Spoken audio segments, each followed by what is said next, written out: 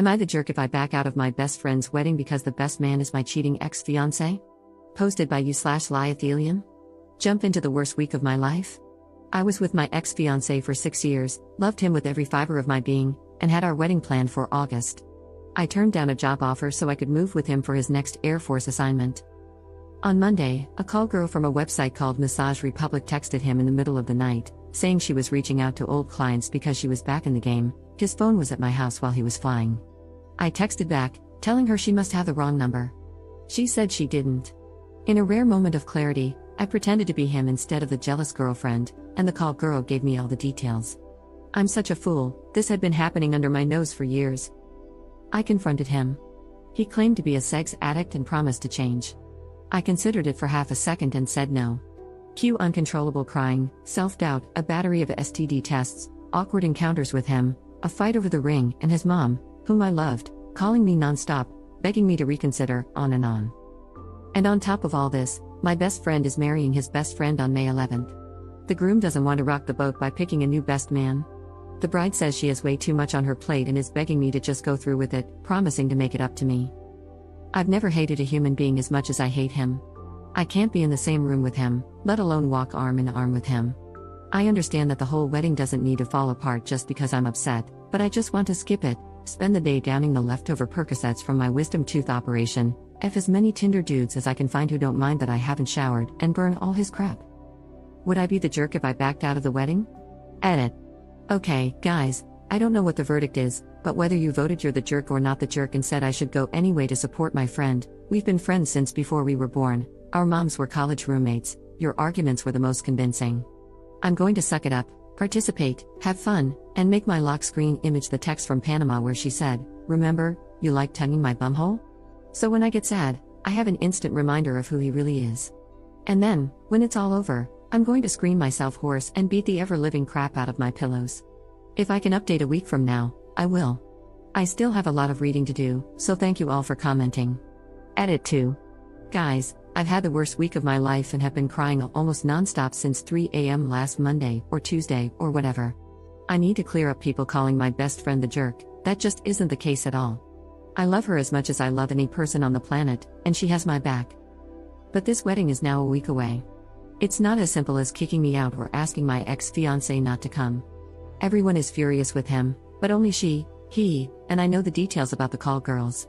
My ex's parents, grandparents, and everyone else will be at the wedding. He's as close with the groom as I am with her. If they make big changes now, the day becomes about what he did, not about the wedding. It's not my place to demand that the groom change his best man, a week out, no less. Plus, like I said, he knows my ex cheated, but he doesn't know my ex was sleeping with prostitutes. If I bring that up, this whole week will become about that. My best friend and her groom being jerks isn't even an option on the table. They didn't do anything wrong and are just reacting with the best information they have. My friend has even offered to let me and my ex-fiancé walk in with other people or separately, but I'm not going to do that. First of all, because I think it will look weird. And secondly, because I foresee getting a sick sense of satisfaction from touching him one last time, forever, and having him know that the spark he feels could have been forever come August, but he screwed it up. Update 2 days later. Is it possible for a cheater to change? This is almost an indescribable situation because if you had asked me last Sunday, I would have told you I had a perfect relationship. Monday night, he was flying, he's a pilot in the Air Force, and had left his phone at my house. In the middle of the night, it buzzed. It was a call girl named Panama who had quit for a while and was reaching out to old clients because she needed money. I logged into his phone, we share passwords on almost everything, and initially told her she had the wrong number, but far too much of what she said was identifiable to him. I confronted him when he got home, and he didn't try to deny it at all. He confessed that he had seen 2 separate call girls for about a year, sometimes at the same time. He claims he's a sex addict and has been in treatment for about a year. I knew he was in counseling, but I thought it was for grief over a friend of his dying overseas. He promises me that he hasn't seen either of the girls for 18 months and that it's the only time he's ever cheated in the 6 years we've been together. Last week, I was livid. I couldn't stand to be around him, lest I might do things I would regret. Last night, in a moment of weakness, I called him because I just wanted to hear it from him one more time, why he did it, why he needed call girls.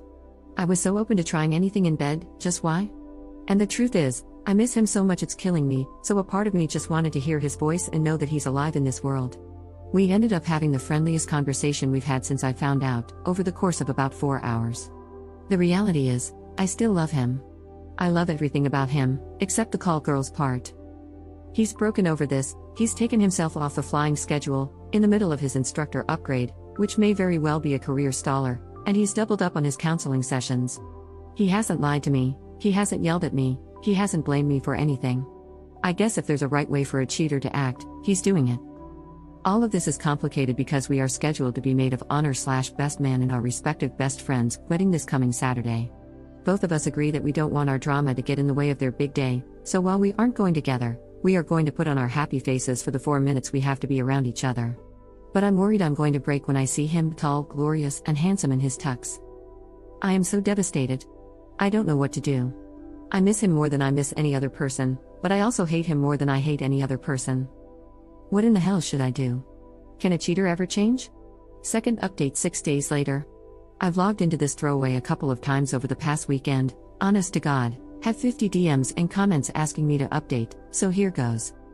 Some of you may also know that my story got featured on major news websites and blogs. It was crazy. I left way too much identifiable info in my post, so pretty much my entire social circle knew it was me, and that was also how most everyone figured out my ex had been cheating. We had a meeting among the 4 of us to decide whether or not to proceed. We pretty much agreed that not showing up would cause more drama and whispers than if we did, so we decided to be civil and stay in our respective places. But having to spend that hour or so in the same room with him just filled me with adrenaline and pure rage.